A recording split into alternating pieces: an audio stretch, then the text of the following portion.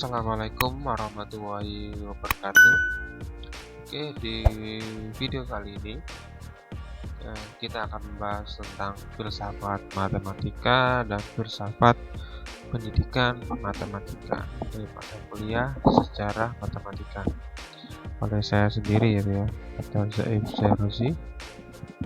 Oke, langsung saja kita bahas bersama. Sebelum masuk ke filsafat matematika dan filsafat pendidikan matematika, kita bahas dulu filsafat umum. Nah, di dalam filsafat,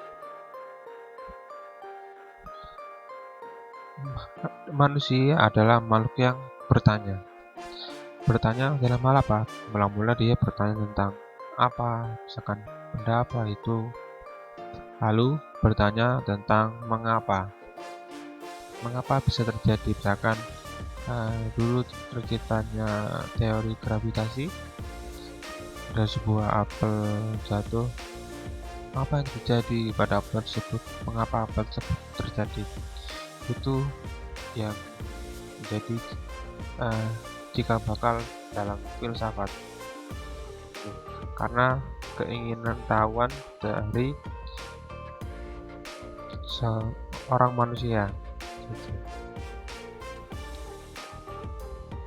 Dari apa dan mengapa ini, akhirnya manusia kan timbul keinginan tahuan. Dari keinginan tahuan tersebut terbentuklah sebuah ilmu pengetahuan dan sains sendiri. Itu cikal bakal dari sains dan ilmu pengetahuan. Nah, filsafat sendiri ada beberapa, ada filsafat tentang ilmu, filsafat bahasa, hukum, matematika, pendidikan matematika, agama, dan sebagainya. Jadi itu tentang filsafat umum. Kita tidak menggali lebih dalam gitu ya. Hanya dasar-dasarnya saja. Dari filsafat itu terbentuklah cabang filsafat lainnya. Jadi dasarnya filsafat itu tentang apa dan mengapa, tentang keingintahuan manusia dan ketidakpuasan manusia terhadap satu hal. Nah, jika manusia sudah tidak ingin tahu apa-apa, maka ilmu pengetahuan tidak akan berkembang. Maka dari itu filsafat itu sangat penting.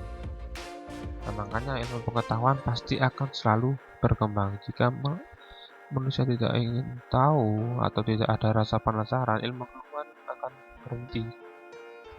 Seperti itu. Oke, yang berikutnya, pengertian dan definisi filsafat. Untuk pengertian dan definisi filsafat, ini ada beberapa ahli. Yang pertama, Plato. Plato mengatakan bahwa filsafat adalah ilmu pengetahuan untuk meraih kebenaran yang asli dan murni. Ia juga mengatakan bahwa filsafat adalah menyelidikkan tentang sebab-sebab dan asa-asa yang paling akhir dari segala sesuatu yang ada. Sedangkan menurut Aristoteles, itu dia menurut Plato, walaupun dia murid Plato, dia punya definisi sendiri, mengatakan filsafat adalah ilmu pengetahuan yang selalu berusaha mencari prinsip-prinsip dan penyebab dari realitas yang ada. Dia juga mengatakan bahwa filsafat adalah ilmu pengetahuan yang berupaya mempelajari ada dan tampilan dan ada dan realita. Jadi ada dan tampilan. Yang kedua, ada dan realita. Yang berikutnya, menurut René Descartes, filsuf dari Prancis, mengatakan bahwa filsafat merupakan himpunan yang pangkal penyelidikannya tentang Tuhan, alam, dan manusia. Dan yang terakhir, William James, filsuf dari Amerika, tokoh pragmatis dan pluralisme, mengatakan bahwa filsafat adalah suatu upaya yang luar biasa hebatnya untuk berpikir yang jelas dan terang. Dari sini kita bisa ambil kesimpulan, filsafat adalah ilmu pengetahuan yang menyelidiki tentang hakikat tertentu. hakikat tertentu bagaimana? Nah, hakikat yang merangsang manusia untuk berfilsafat berupa apa? Berupa ketakjuban, ketidakpuasan, hasrat bertanya, dan keraguan. Ini ya. Jadi dari sini akan membentuk sebuah ilmu pengetahuan gitu. Dari 4 hal tersebut.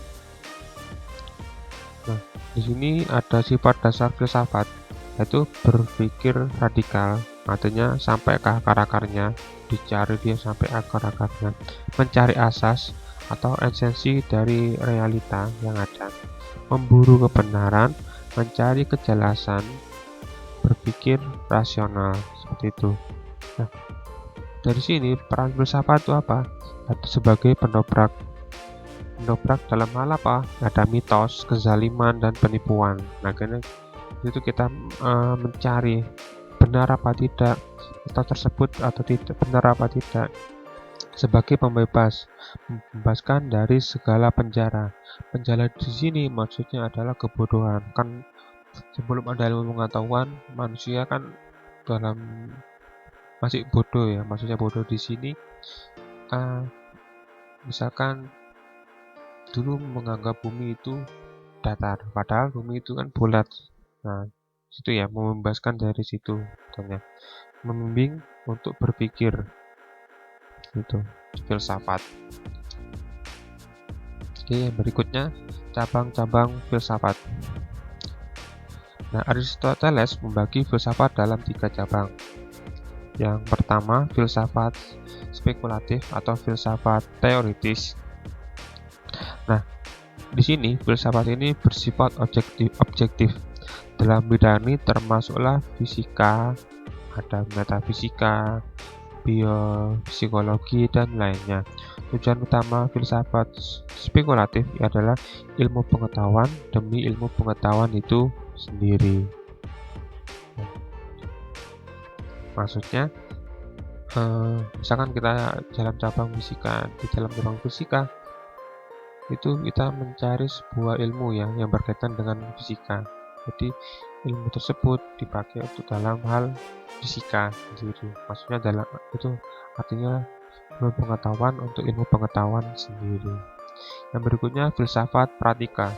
Filsafat ini memberi petunjuk dan pedoman bagaimana manusia bertingkah laku yang baik dan yang seharusnya. Nah, dalam hal ini termasuk ada etika, politik. Nah, tujuan dalam filsafat ini membentuk sikap dan perilaku yang memampukan manusia untuk bertindak dalam terang pengetahuan. Jadi dalam hal tata perilaku. Dan yang terakhir adalah filsafat produktif. Nah, filsafat ini bertujuan membimbing dan menuntun manusia menjadi produktif melalui suatu keterampilan khusus.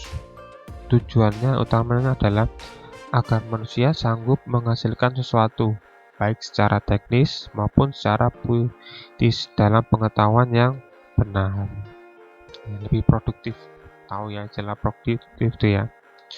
Yang berikutnya, ini menurut Aristoteles. Nah, pada umumnya sekarang pembagian cabang filsafat tuh sebagai berikut. Yang pertama, epistemologi. Berikutnya metafisika, ada ontologi, kosmologi, teologi, metafisika, dan antropologi. Berikutnya ada logika, aksiologi, filsafat tentang berbagai jenis ilmu. Nah, di sini yang kita pelajari yang ada kaitannya tentang filsafat matematika dan filsafat pendidikan matematika. Jadi kita tidak mempelajari semua ini ya, karena pelajari semua akan lebih mendalam dan sudah ada mata kuliah khusus tentang filsafat. Gitu. Yang pertama di sini ada namanya epistemologi. Epistemologi adalah cabang filsafat yang bersangkut paut dengan ilmu. Ilmu apa? Ilmu pengetahuan.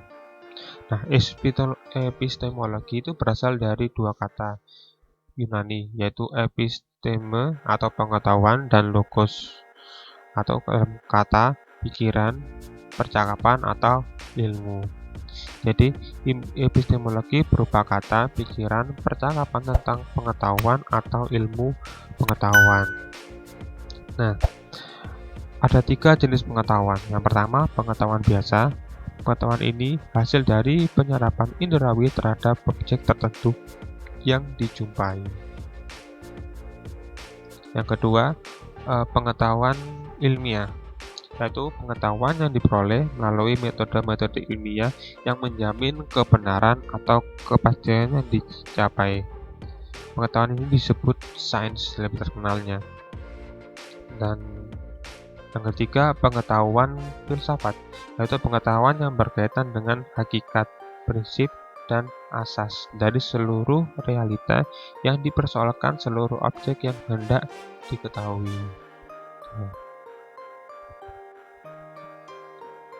Oke, yang berikutnya metafisika. Di sini metafisika yang dipelajari atau yang dibahas tentang ontologinya ya. Ada 3 teori ontologi yang terkenal. Yang pertama, idealisme. Yaitu teori ini mengajarkan bahwa ada yang sesungguhnya berada di dalam dunia ide.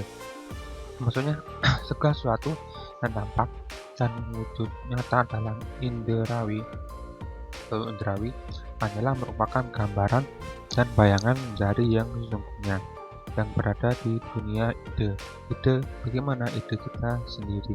Jadi, realitas yang sesungguhnya bukanlah yang kelihatan, melainkan yang tidak kelihatan. Nah, tokoh-tokohnya sendiri ada George Berkeley, Immanuel Kant, dan Wilhelm Friedrich Hegel. Maaf kalau salah pengucapan. Itu idealisme. Jadi di sini berupa ide-ide pada manusia. Jadi setiap orang masih punya ide dan idealisme. Nah, jadi itu ada dalam pikiran kita sendiri ya. Itu namanya idealisme, bukan yang ada di dalam dunia nyata. Jadi berupa dalam pikiran. Berikutnya materialisme. Nah, ada yang sesungguhnya adalah yang keberadaannya semata-mata bersifat material atau sama sekali bergantung pada material. Itu maksudnya bagi materialisme. Jadi realitas yang sesungguhnya alam, kebendaan, dan segala sesuatu yang mengatasi alur kebendaan itu sendiri harusnya dikesampingkan. Oleh karena itu, seluruh realitas hanya mungkin dijelaskan secara materialitis. Nah, jadi tahulah materialisme. Jadi semua itu yang berkaitan secara materi atau lebih singkatnya itu ya. Yang berikutnya ada namanya dualisme.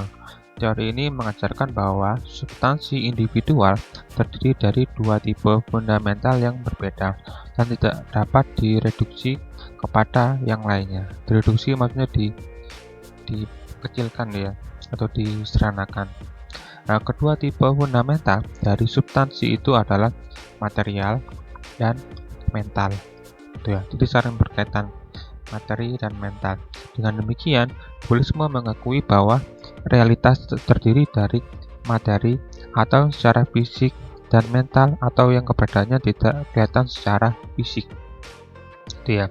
Jadi kalau yang materialisme berupa materi saja atau fisik, uang, benda, dan sebagainya.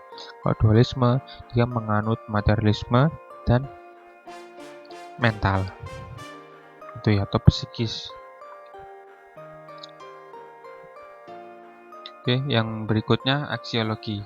Aksiologi itu adalah ilmu pengetahuan yang menyelidiki hakikat nilai. Pada umumnya dipandang sebagai sudut filsafat. Nah, banyak cabang ilmu pengetahuan berkaitan dengan masalah nilai ini, yang khusus secara ekonomi, etika, estetika, filsafat, dan epistemologi. Nah, epistemologi itu apa? Itu berkaitan dengan kebenaran. Nah, etika bersangkutan masalah kebaikan, dan estetika bersangkutan dengan keindahan. Tuh, yang berikutnya ada yang namanya filsafat pendidikan. Ada beberapa aliran filsafat yang begitu mempengaruhi filsafat pendidikan. Yang pertama, filsafat analitik. Nah, dalam filsafat pendidikan analitik tidak mengetengahkan dan tidak membahas proporsi-proporsi, substansi, ataupun persoalan faktual dan normatif tentang pendidikan. Nah, filsafat ini menganalisis dan menguraikan istilah-istilah dan konsep-konsep pendidikan seperti pengajaran, kemampuan, pendidikan, dan sebagainya. Jadi lebih ke situ ya. Filsafat ini mengecam dan sekaligus mengklarifikasi berbagai slogan pendidikan seperti ajarlah anak, bukan pelajaran. Nah, alat yang digunakan oleh filsafat pendidikan analitik untuk melakukan tugasnya adalah logika dan linguistik serta teknik-teknik analisis yang berbeda dari filsuf yang satu dengan filsuf yang lain. Yang berikutnya, progresivisme. Filsafat ini berpendapat bahwa pendidikan bukanlah sekedar mentransfer pengetahuan kepada anak-anak, melainkan melatih kemampuan dan keterampilan berpikir dengan cara memberi rangsangan yang tepat. Nah, ada seorang tokoh praktisisme, John Dewey, termasuk dalam golongan progresivisme, yang mengatakan bahwa sekolah adalah institusi sosial. Selanjutnya, pendidikan adalah proses kehidupan, bukan mempersiapkan anak untuk masa depan. Nah, pendidikan adalah proses kehidupan itu sendiri. Maka kebutuhan individual anak-anak harus diutamakan, bukan berorientasi pada mata pelajaran. Ya, seperti di Indonesia ini ya. Yang berikutnya ada yang namanya eksistensialisme. Ini filsafat menyatakan bahwa yang menjadi tujuan utama pendidikan bukan agar anak didik dibantu bagaimana menanggulangi masalah-masalah eksistensial mereka, melainkan agar dapat mengalami secara penuh eksistensi mereka. Nah, para pendidik eksistensialis akan mengukur hasil pendidikan bukan semata-mata pada apa yang telah dipelajari dan diketahui oleh si anak didik. Akan tetapi, yang lebih penting adalah apa yang mampu mereka ketahui dan alami. Para pendidik eksistensialis menolak pendidikan dengan sistem indoktrinasi. Maksudnya anak-anak didoktrin ya, misalkan pokoknya kalian harus belajar ini, itu tidak boleh. Jadi biar anak-anak sendiri yang berkembang. Yang berikutnya, yang terakhir, rekonstruksionisme. Nah, filsafat ini berpendapat bahwa pendidikan merupakan reformasi sosial yang mengendaki renaissance sivilisasi modern. Artinya, para pendidik rekonstruksionisme melihat bahwa pendidikan dan reformasi sosial itu sesungguhnya adalah sama. Mereka memandang kurikulum sebagai problem center. Ya. Pendidik harus berani menjawab pertanyaan dari Kierkegaard. Berantikah sekolah-sekolah membangun suatu orde sosial baru? Jadi di sini yang lebih dikedepankan adalah tentang permasalahan seperti itu. Bagaimana anak-anak menghadapi sebuah masalah. Dan yang terakhir adalah filsafat konstruktivisme. Ini yang nanti dipakai di matematika. Nah, ringkasannya, filsafat ini tentang pengetahuan.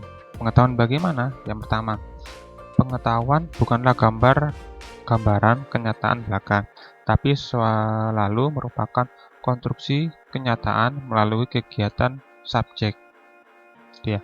Yang kedua, subjek membentuk skema kognitif, kategori, konsep, dan struktur yang perlu untuk pengetahuan. Yang ketiga, pengetahuan dibentuk dalam struktur konsepsi seseorang. Struktur konsepsi membentuk pengetahuan apabila konsepsi berlaku dalam berhadapan dengan pengalaman-pengalaman seorang yang disebut konsep seseorang dan disebut konsep itu jalan. Itu. Dalam proses konstruksi, menurut Glasserver, diperlukan berbagai kemampuan. Yang pertama, kemampuan mengingat dan mengungkap kembali pengalaman. Yang kedua, kemampuan membandingkan dan mengambil keputusan mengenai kesamaan dan perbedaan. Yang terakhir, kemampuan untuk lebih menyenangi pengalaman yang satu daripada pengalaman yang lain. Ini sering yang dipakai dalam konsep atau filsafat pendidikan matematika. Oke, kita bahas yang berikutnya, filsafat matematika. Nah, di sini ada beberapa. Pertama ada Pythagoras, Plato, Aristoteles, filsafat matematika Leibniz, dan beberapa pandangan Kant. Nah, menurut Pythagoras antara lain bahwa fenomena yang tampak berbeda dapat memiliki representasi matematis yang identik, berupa apa cahaya, magnet, listrik sebagai getaran dapat memiliki persamaan diferensial yang berbeda. Sedangkan Aristoteles menekankan menemukan dunia permanen merupakan realita daripada apa yang tampak. Itu ya. Aristoteles lebih menekankan pada abstraksi daripada apa yang tampak, dan Leibniz Kant menekankan pada proporsi matematisnya. Kita bahas yang pertama. Leibniz Kant, dia menekankan proporsi matematis. Jadi dia membandingkan suatu hal secara matematis. Sedangkan tadi si Aristoteles, dia kan lebih menekankan abstraksi daripada yang tampak.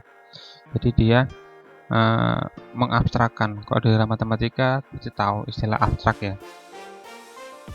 Nah, itu khususnya. Yang berikutnya, Aristoteles menekankan dunia permanen yang merupakan realita daripada apa yang tampak. Jadi dunia ini, apa yang ada itu merupakan suatu realita atau kenyataan daripada yang tampak pada mata. Itu misalkan gini, bumi kalau kita lihat bentuknya tidak bulat kan, tapi sebenarnya dia kan bulat, maksudnya seperti itu, salah satu contohnya. Dengan Pythagoras, dia lebih ke representasi matematis yang identik, itu ya, lebih ke persamaan diferensialnya. Nanti kalian akan menempuh matematika tentang persamaan yang berisi materi persamaan diferensial. Oke, nah kita lanjut. Filsafat pendidikan matematika.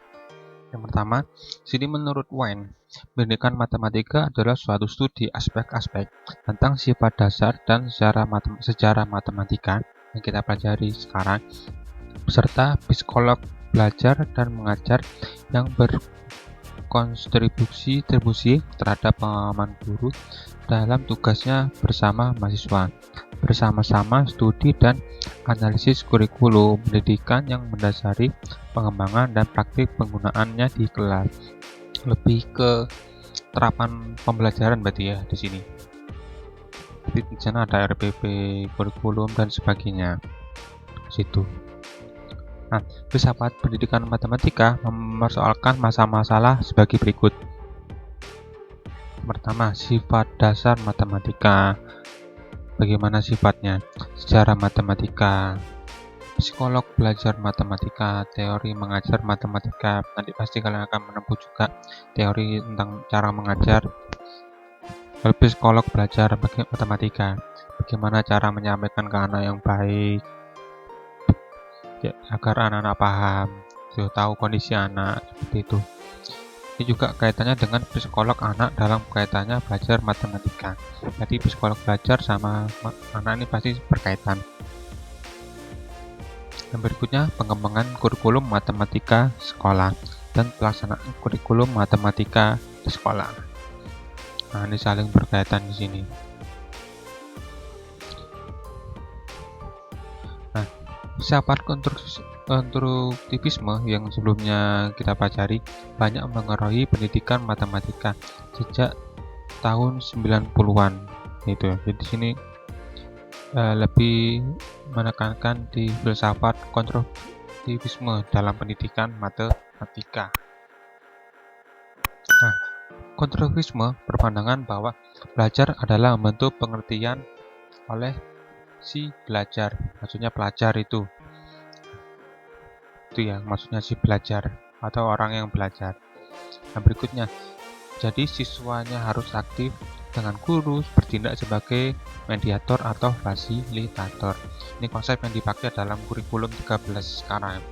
Jadi guru sebagai mediator saja. Oke, cukup sekian. Jika ada pertanyaan, mari kita diskusikan di grup ya, grup WhatsApp. Semoga kalian paham. Saya akhiri. Assalamualaikum warahmatullahi wabarakatuh.